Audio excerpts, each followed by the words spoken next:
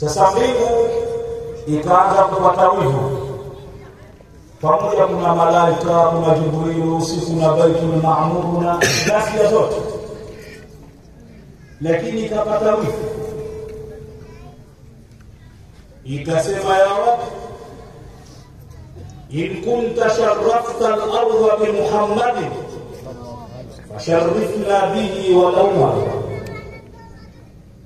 Ewe Mola wa haki, Mola uliokuwa mlezi,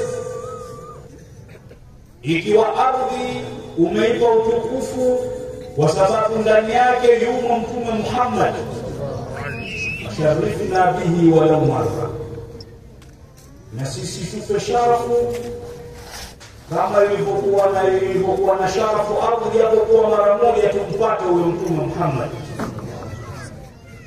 Mwenyezi Mungu Subhanahu wa Ta'ala akaijibu mbingu.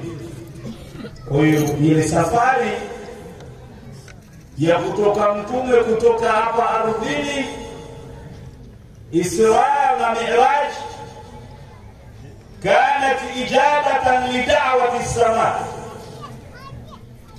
Ili ilikuwa ni Mwenyezi Mungu anajibu maombi ambayo mbingu imeomba.